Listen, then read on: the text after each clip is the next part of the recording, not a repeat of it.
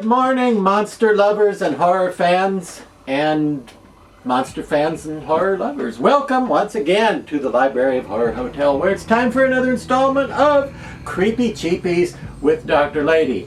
I'm Nick Cave in the bad seats.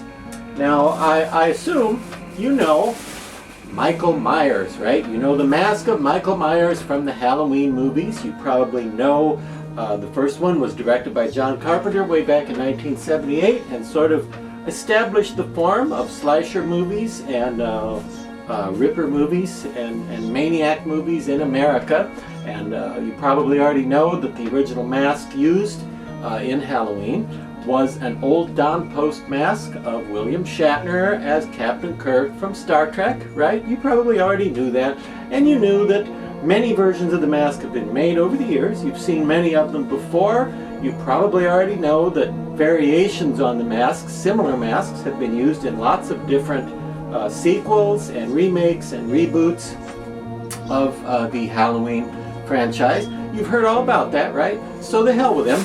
Let us instead turn our attention to the Zagoni Studios creation called The Purple Predator.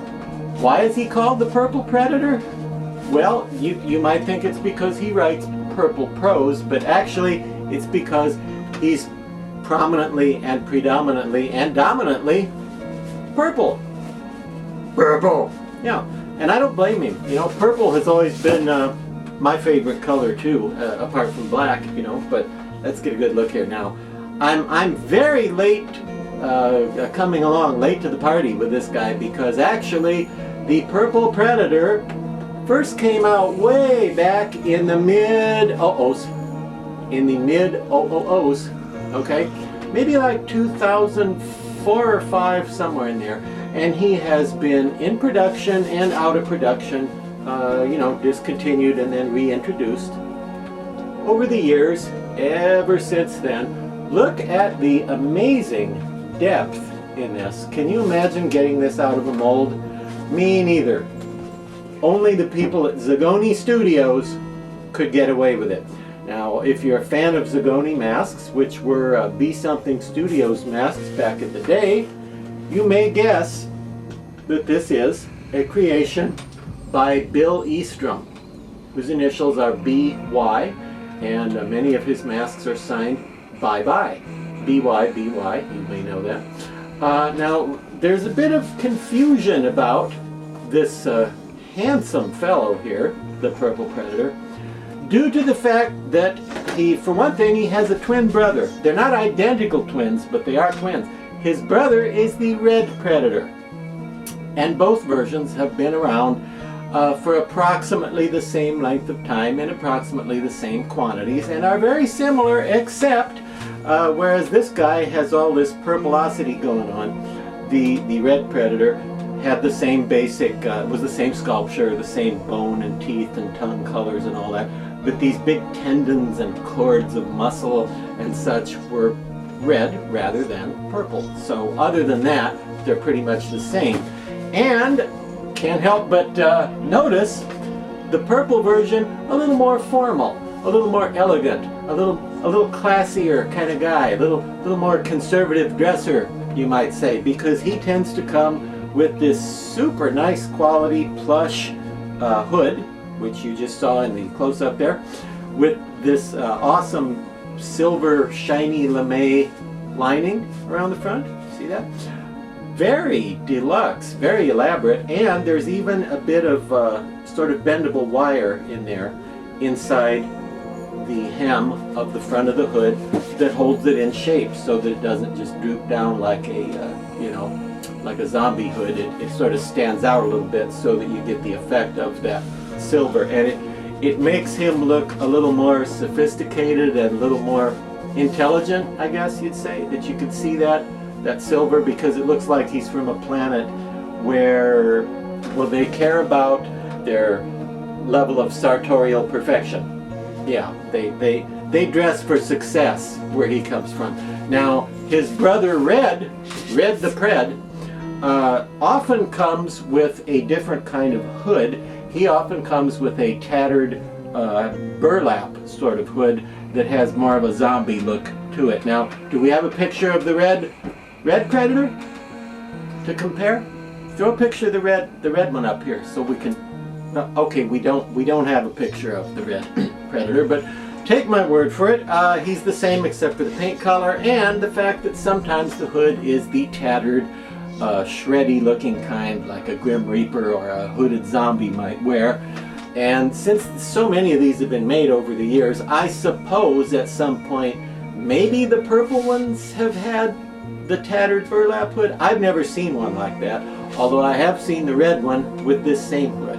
So basically, well, I asked the Predator brothers what was up with that, and it turns out the purple Predator here is just a little bit more, you know, image conscious. Has a little more pride in his appearance, as he likes to think of it, yeah.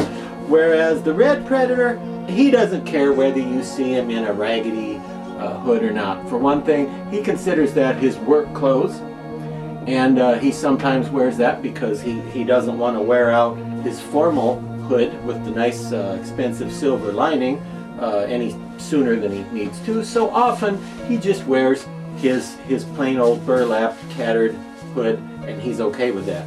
And well, the other thing is, most people who see him in his work clothes aren't going to live long enough to tell other people they saw him dressed badly. So it's more like casual Friday for the red Predator, but sometimes he has this same hood.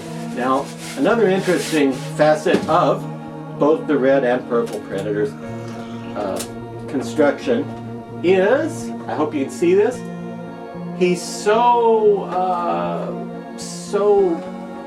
stretched out and distended in the front with such a long muzzle that needs to stay in shape. They actually augment him with some reinforcement. I don't know if that's going to show up, but there's sort of an X, sort of a cross made of strips of additional latex in there, glued in, which is unheard of level of good planning and deluxe craftsmanship in the world of masks. This is like somebody who's all obsessive like me would do to his mask to keep it you know, looking good longer, keep it holding up its proper shape, keep it from drooping and sagging in the front. That's like something some crazy person like me would do. You don't normally expect a mask to come with that kind of built-in reinforcement. Now, I mentioned there was a little bit of confusion about this guy. Oh, there's also a small bit of Velcro. Did you see that? Wait a minute. Hear the Velcro sound? There you go. That's how you know it's real Velcro, and not just me pretending it's Velcro. Anyway, one of the issues of mild confusion over Purple Predator and his brother, the Red Predator, is due to the fact that some people think this is the same mask as Unleashed Wickedness, or as his friends call him, Unwick.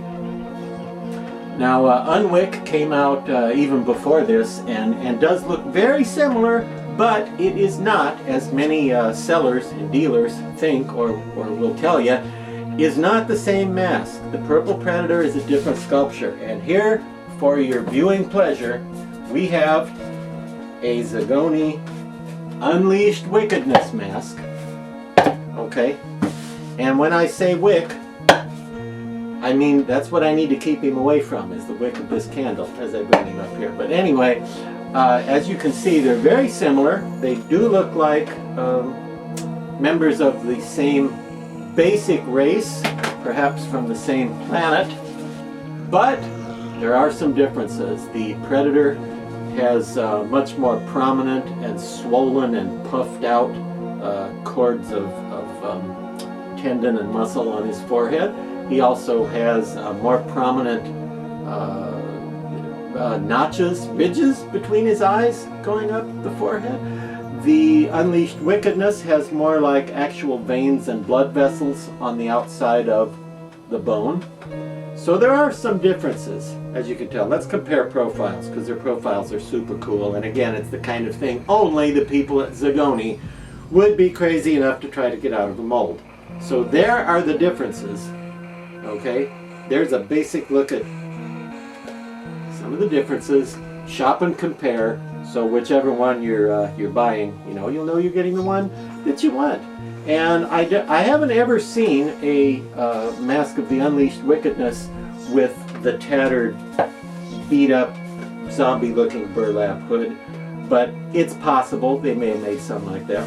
I have only seen the deluxe hood made of the plushy stuff and featuring the silver lining.